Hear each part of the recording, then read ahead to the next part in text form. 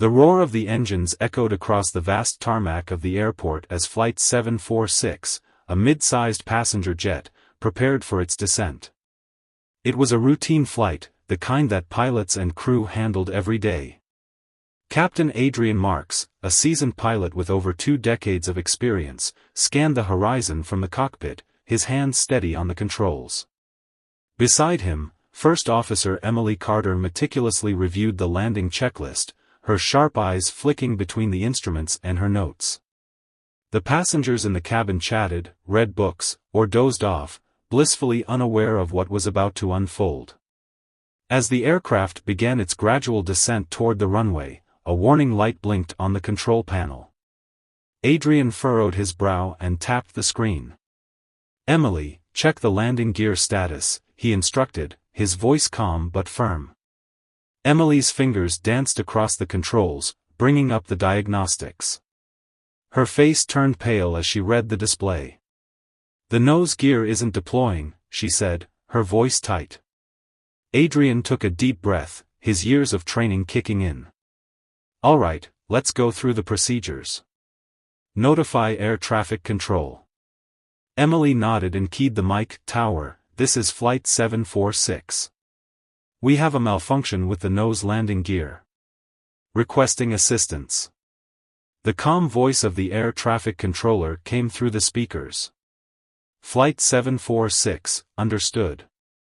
Continue circling while we assess the situation." As the plane banked in a wide loop above the city, Adrian and Emily worked through every possible procedure to coax the nose gear into position. They tried cycling the system, deploying it manually, even attempting a hard reset of the aircraft systems. Nothing worked. The nose gear was stuck, and time was running out. Meanwhile, in the control tower, a flurry of activity erupted.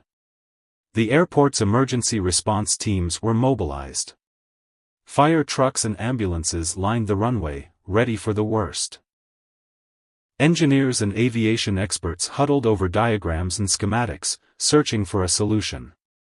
Minutes ticked by like hours as the gravity of the situation became clear. The passengers were informed of the problem, their initial confusion turning into a chorus of murmurs and worried expressions. Adrian made an announcement to the cabin, his voice calm but resolute. "Ladies and gentlemen, this is your captain speaking. We are experiencing an issue with the nose landing gear. I want to assure you that we are trained for situations like this, and we are working with ground control to ensure a safe landing. Please remain calm and follow the instructions of the cabin crew." In the cabin, flight attendants moved swiftly, demonstrating the brace position and reassuring passengers. A little boy clutched his mother's hand, his wide eyes reflecting the tension around him. An elderly couple held hands, whispering words of comfort to each other. The air was thick with unspoken fear, a shared sense of vulnerability that seemed to tighten with each passing second. One man silently mouthed a prayer, his hands trembling as he clutched his rosary. Back in the cockpit, Adrian's mind raced. "Emily, we need options." Emily looked up from the manual, her face set with determination. "There's a chance we could do a belly landing, but the risk of the nose hitting the ground at high speed is significant. We could lose control entirely." Adrian nodded grimly. "Not ideal. What else?" The radio crackled to life. "Flight 746, this is Tower. We've consulted with engineers. There's one unconventional option, but it's risky." Adrian grabbed the mic. "Go ahead, Tower. We have a ground vehicle, a pickup truck, that could potentially act as a makeshift landing gear. If you can align the nose of the aircraft with the truck bed, it might stabilize the landing." Adrian exchanged a look with Emily. It was a crazy idea, the kind that sounded like it belonged in a Hollywood movie. But it might be their best shot. "Tower, are you confident the truck can handle the weight?" Adrian asked, his voice steady despite the chaos around him. "It's been reinforced for emergencies like this," the controller replied. "But it's never been tested in a real situation." Adrian made a decision. All right, let's do it. Brief the driver and position the truck. Down on the tarmac, a pickup truck roared to life. It was no ordinary vehicle. It had been custom-built for emergency situations, with a reinforced bed and heavy-duty suspension. The driver, a man named Jake Lawson, was a seasoned member of the airport's ground crew. As he climbed into the cab, he felt the weight of what he was about to do. His hands gripped the steering wheel tightly, his heart pounding in his chest. "Jake, this is Tower," a voice crackled through his radio. "You've got one shot at this. Keep your speed steady and align with the aircraft as it descends." Jake took a deep breath. "Roger that. Let's do this." As the plane approached for its final descent, Adrian and Emily worked in perfect sync, guiding the massive aircraft with painstaking precision. From the cockpit, they could see the tiny pickup truck racing down the runway, its headlights cutting through the gathering twilight. The reality of what they were attempting weighed heavily on them. One wrong move could lead to disaster. "Emily, keep an eye on our speed and altitude," Adrian said, his voice a calm anchor in the storm. "We need to match the truck's speed exactly." "Roger that," Emily replied, her hands steady on the controls. Jake's voice came through the radio. "Captain, I'm in position. Bring her down." Adrian focused all his attention on the truck below. The nose of the plane dipped lower, the massive aircraft casting a long shadow over the runway. Jake kept his eyes on the mirrors, his knuckles white as he held the truck steady at 70 miles per hour. His entire life felt like it had led to this moment.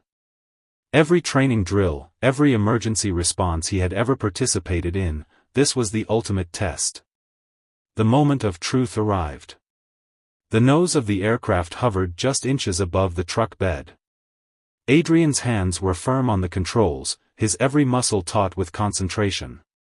The slightest miscalculation could spell disaster. "Steady," he muttered. "Steady." The nose gear made contact with the truck bed. For a heart-stopping moment, it seemed like the weight of the plane might crush the truck. But the reinforced vehicle held. Sparks flew as metal scraped against metal, the noise deafening. "We've got contact," Emily shouted, her voice edged with relief. Jake kept the truck steady, his eyes locked on the runway ahead. The combined weight of the aircraft pressed down on the truck, making it harder to steer. Sweat poured down his face as he fought to keep control, his arms trembling with the effort. "Jake, you're doing great," Adrian said over the radio. "Just a little further." Time seemed to slow. Every second felt like an eternity as the plane's main landing gear touched down next, the tires screeching against the asphalt. The aircraft slowed, the massive weight of the jet pressing on the brakes. The pickup truck continued to bear the weight of the nose, sparks flying as it sped down the runway. Finally, after what felt like an eternity, the aircraft came to a complete stop. The runway was silent except for the crackling of radios and the distant wail of sirens. The passengers erupted into applause and cheers, tears streaming down their faces. They had made it. Jake climbed out of the truck, his legs trembling as the adrenaline coursed through his body. He looked up at the massive aircraft, its nose resting safely on the truck bed, and let out a shaky laugh. "Well," he muttered, "that's one for the books." Adrian and Emily emerged from the cockpit, greeted by a wave of applause from the passengers and crew. They shook hands with Jake, their gratitude evident. Adrian's voice was thick with emotion as he spoke.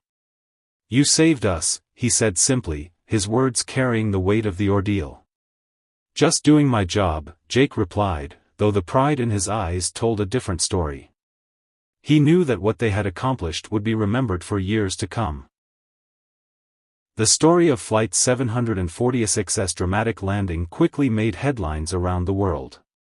It was hailed as a testament to human ingenuity, teamwork, and courage. For Adrian, Emily, and Jake, it was a day they would never forget, a day when the impossible became possible.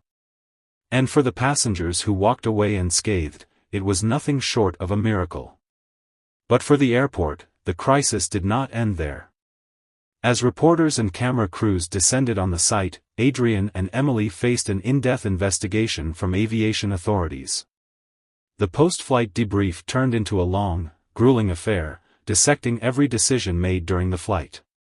Adrian sat at the table, reliving the tense moments when every second mattered. Across the room, Jake sat nervously, unsure if he'd be praised or reprimanded for his actions. An official stood up. "Captain Marks, your decision to use the truck was unconventional. We've consulted engineers and determined that the structural integrity of the aircraft could have been compromised." Adrian raised his head, meeting the official's gaze. "With all due respect, sir, we didn't have time for ideal solutions. People's lives were at stake." A pause hung in the room before the official nodded. "And thanks to you and your crew, lives were saved. However, this incident will likely set a precedent for re-evaluating emergency response protocols." As weeks turned into months, Jake's quiet heroism turned him into an unlikely celebrity. He was interviewed on national television, sharing his perspective of the daring maneuver. "I just followed instructions," he often said, deflecting praise. But in private, he knew that moment would stay with him forever, the day an ordinary truck became a lifeline for 200 souls in the sky. The legacy of Flight 746 did not fade with time. The aviation industry began to adapt. New training programs were implemented for pilots, and emergency response strategies were updated to account for unconventional solutions like the one employed that day. Jake was invited to speak at aviation safety conferences, where he recounted his role with humility and wit. Adrian and Emily were awarded commendations for their leadership under pressure. For the passengers of Flight 746, life took on a new perspective. Many kept in touch, forming a bond forged in the crucible of crisis.